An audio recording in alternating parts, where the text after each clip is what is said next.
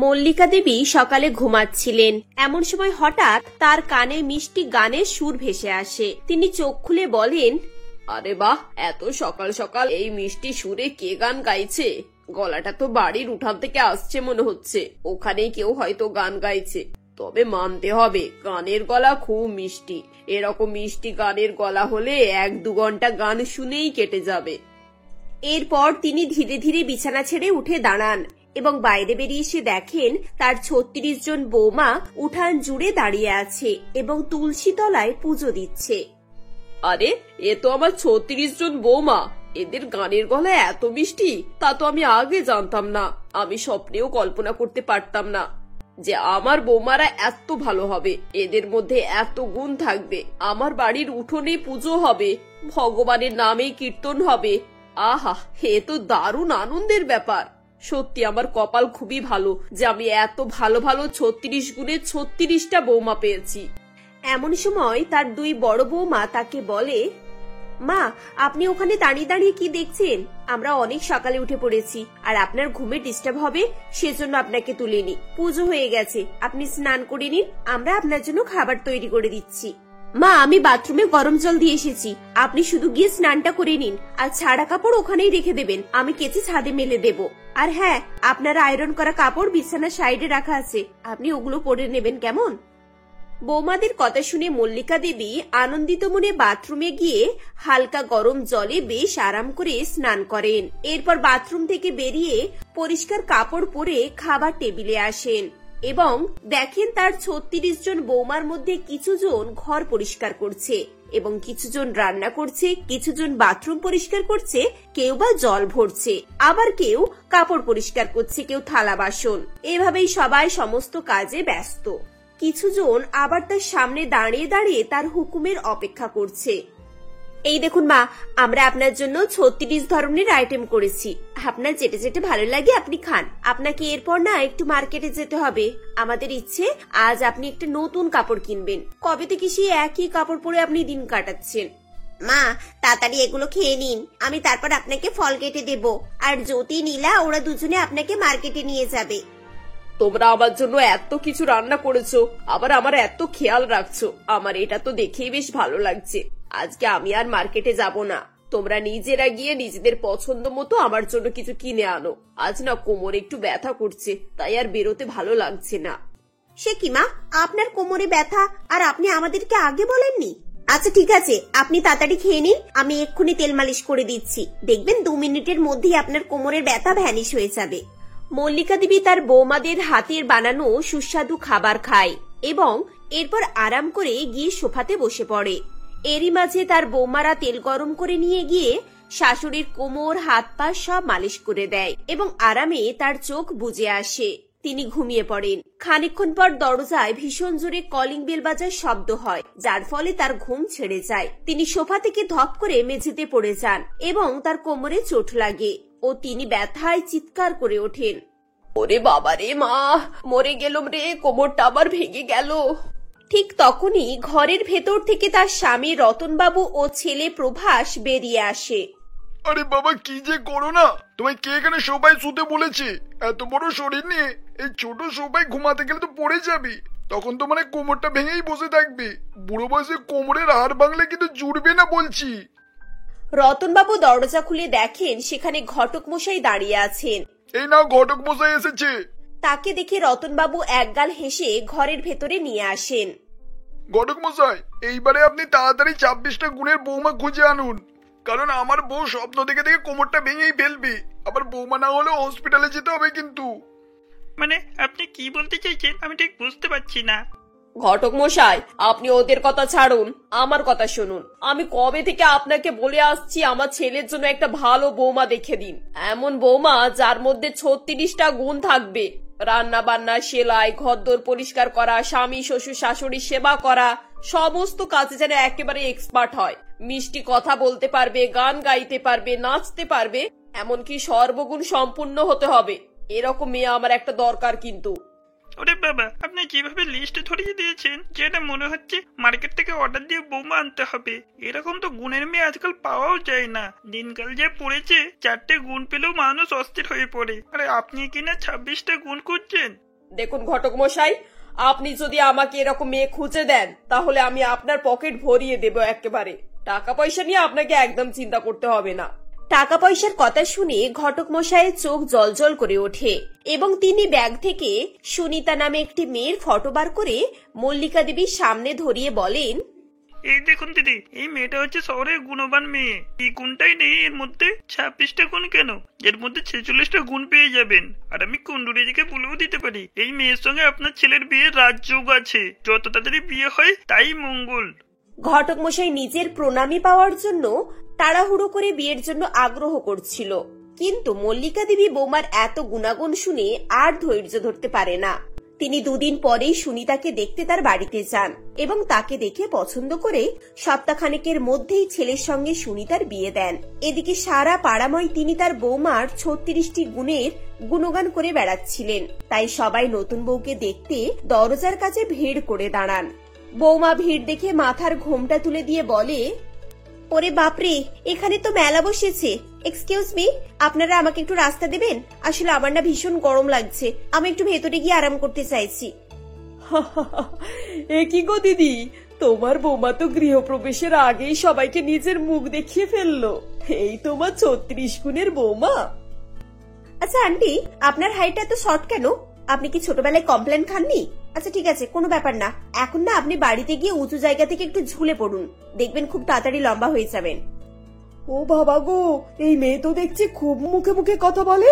বড়দের সাথে কেমন ভাবে কথা বলতে হয় সে সম্পর্কে তো কিছু জানেই না। কোথা থেকে এনেছো এই 36 গুণের মহারথীকে? উফ বাবা, তোমাকে এখন আমার বৌমার সঙ্গে এভাবে তর্ক করতে হবে? দেখতে পাচ্ছ তো মেয়েটা কত দূর থেকে ক্লান্ত হয়ে এসেছে, আর তোমরা এখন ওকে বকাচ্ছ।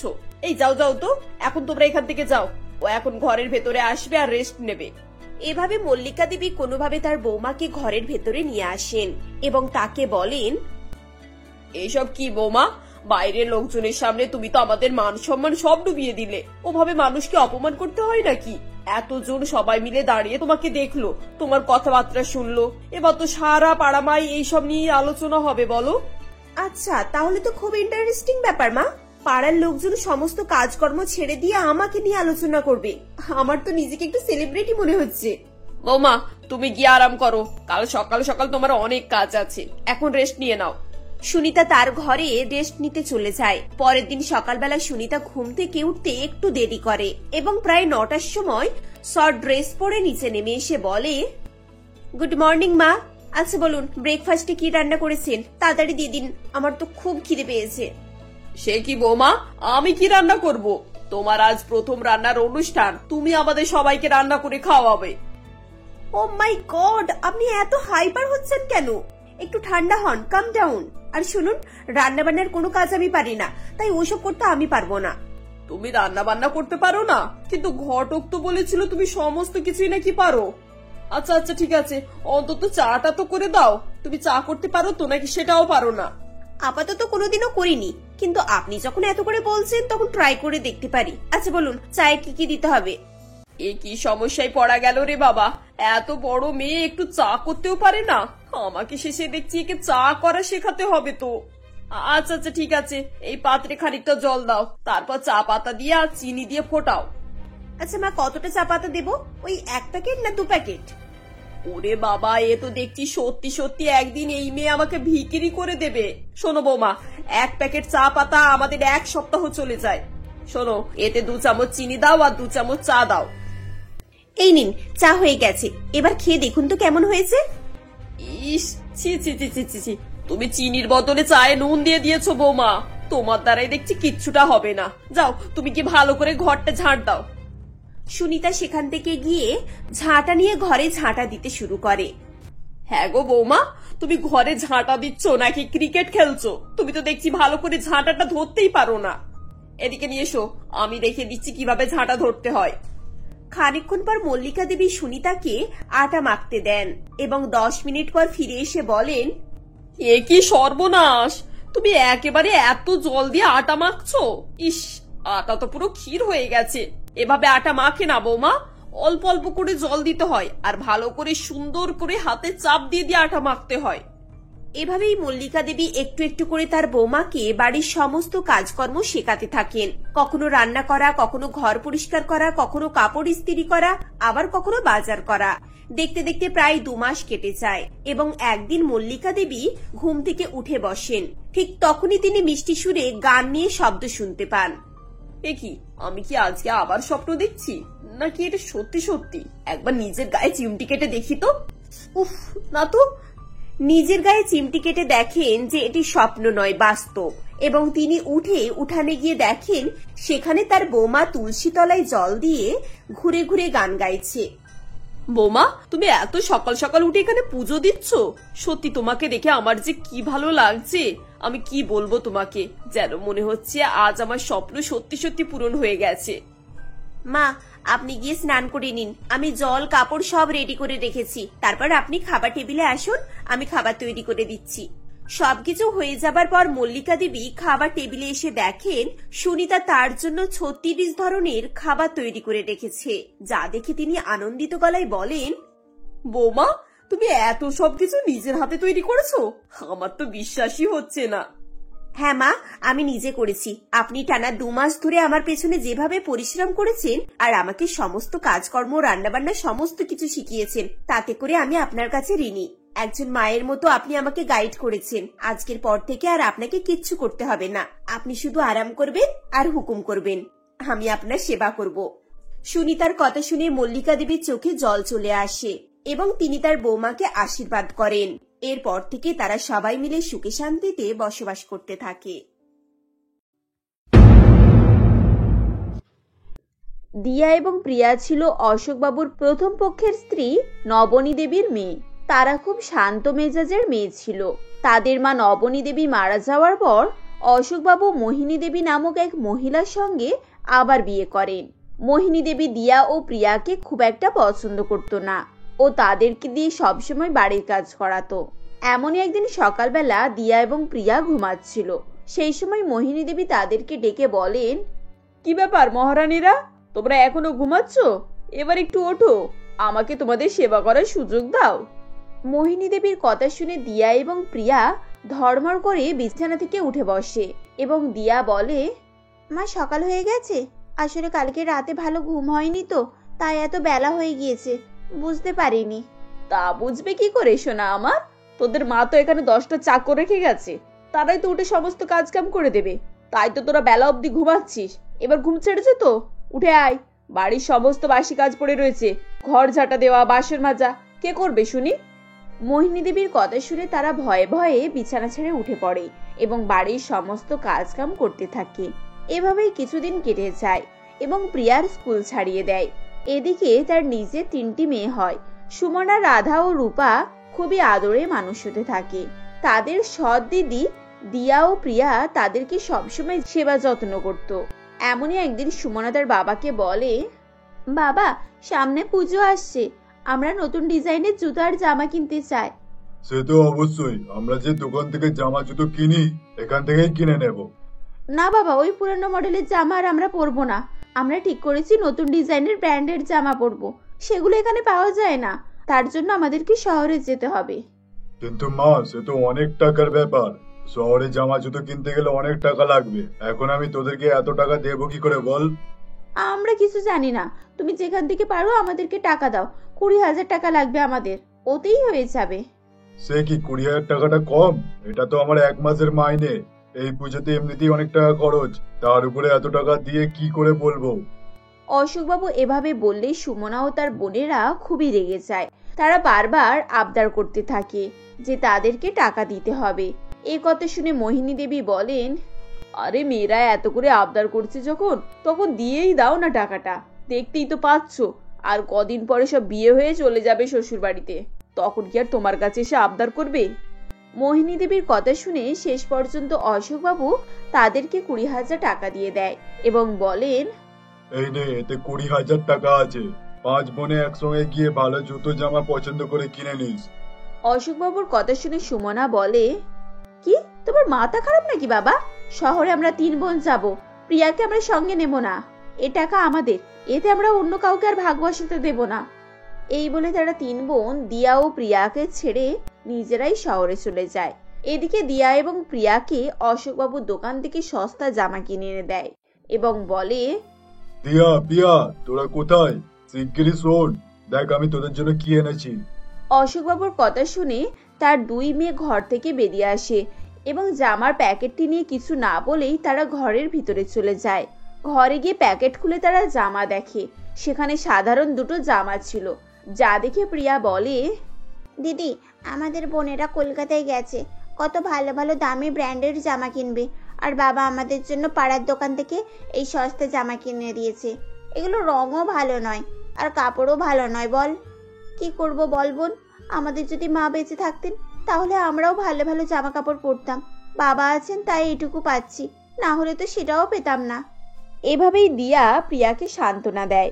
সন্ধ্যা হলে সুমনা, রাধা ও রূপা ফিরে আসে এবং তারা তাদের শপিং এর প্যাকেট থেকে ডিজাইনার ড্রেস সব বার করে তাদের মাকে দেখায়।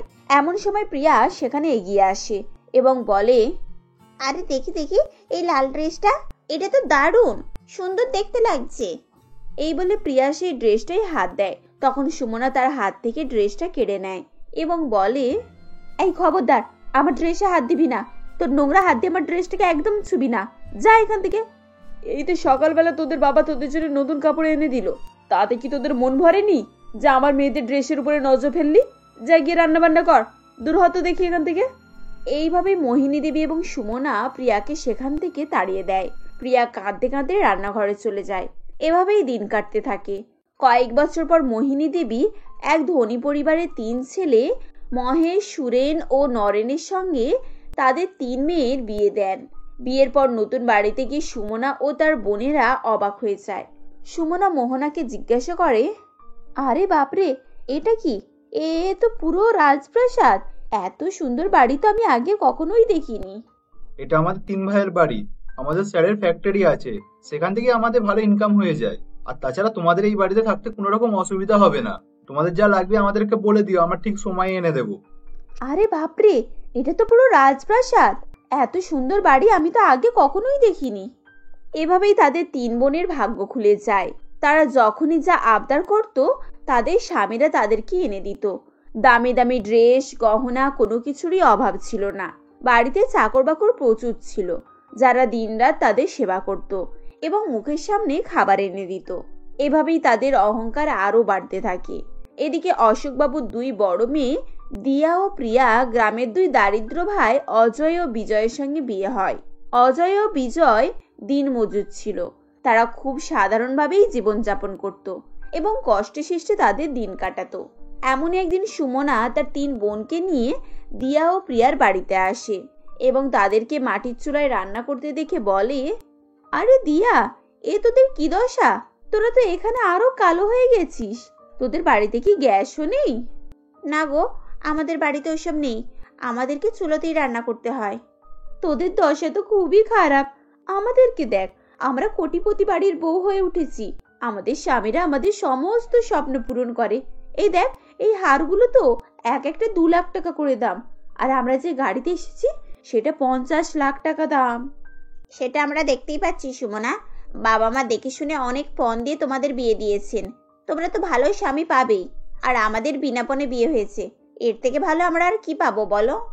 ওসব বাজে কথা, সবটাই হলো ভাগ্য আর কপাল, বুঝেছিস? তোদের যেমন কপাল তোরা তো সেরকমই পাবি বল। আর আমাদের 3 বোনের যেমন ভাগ্য আমরা তো সেরকমই পেয়েছি। এই বোন, চল এবার, অনেক দেরি হয়ে গেল। ওদিকে আবার চাকরিরা আমাদের জন্য খাবার দাবার রেডি করে বসে আছে। এই বলে সুমনা তার 2 বোনকে নিয়ে সেখান থেকে চলে যায়। তারা চলে যাওয়ার পর প্রিয়া তার দিদিকে বলে, দিদি দেখ, সত্যি ওদের 3 বোনের কত ধনী পরিবারে বিয়ে হয়েছে। জামাইবাবুরা ওদের সমস্ত শখ পূরণ করছে, আর আমাদের স্বামীদেরকে দেখো, 2 বেলা 2 মুঠো খাবার জোগাড় করতেই ওরা হিমশিম খেয়ে যাচ্ছে। এভাবে বলিস না বোন, আমাদের স্বামীদের যতটা সামর্থ্য আছে ওরা আমাদের জন্য করছে, আমাদের উচিত এখন সেটাকেই মাথা পেতে গ্রহণ করা।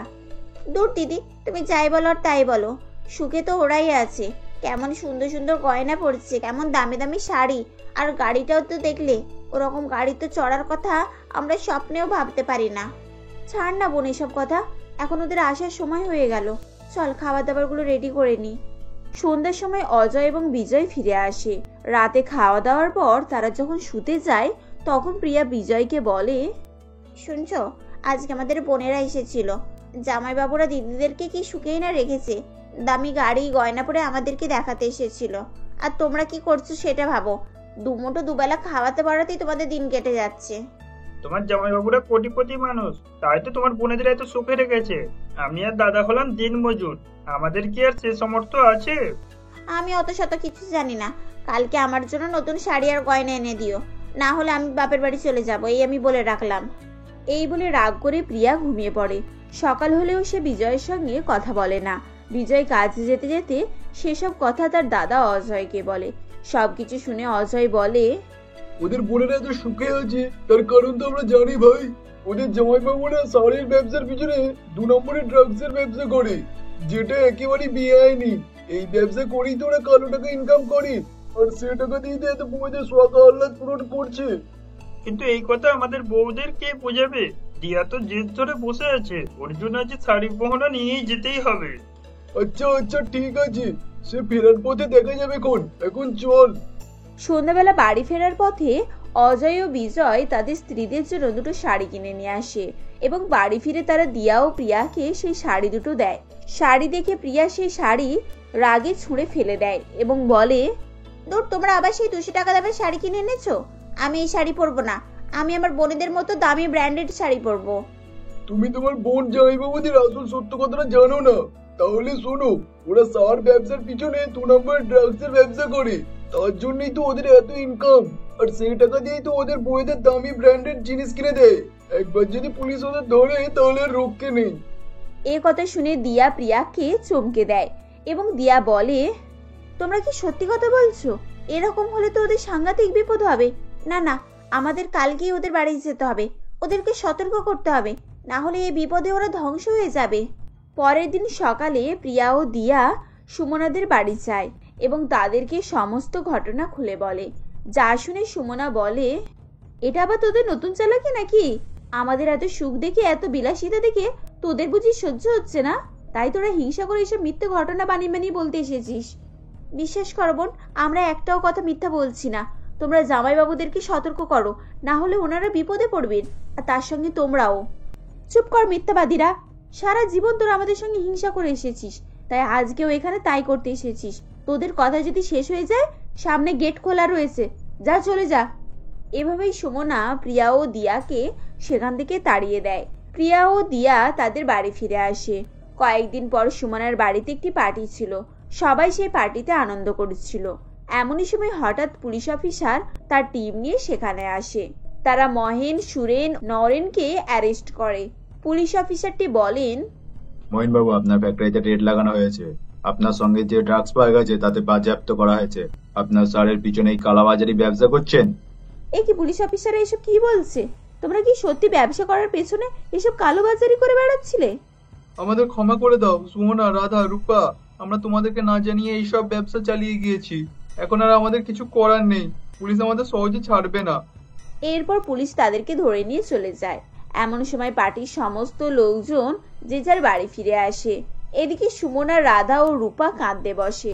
কিছুক্ষণ পর দিয়া ও প্রিয়া সেখানে আসে এবং দিয়া বলে, দেখলে তো, আমি তোমাদেরকে সেদিনই সতর্ক করে এসেছিলাম। তোমরা যদি সেদিন আমাদের কথা শুনতে আর তোমাদের স্বামীদের বারণ করতে, তাহলে হয়তো আজকে এই দিনটা দেখতে হতো না। তোরা ঠিক বলেছিস দিদি, আমরা সবসময় তোদেরকে ছোট করেছি, তোদেরকে হিংসা করেছি, তোদেরকে ঠকিয়েছি, আর আজকে আমরা নিজেরাই ঠকে গেছি। এটা আমাদের পাপের শাস্তি, এ তো আমাদের ভোগ করতেই হবে।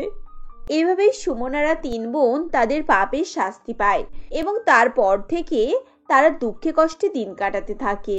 কথাই বলে না, যেমন কর্ম তেমন ফল। সুমনাদের ক্ষেত্রে তাই ঘটেছিল।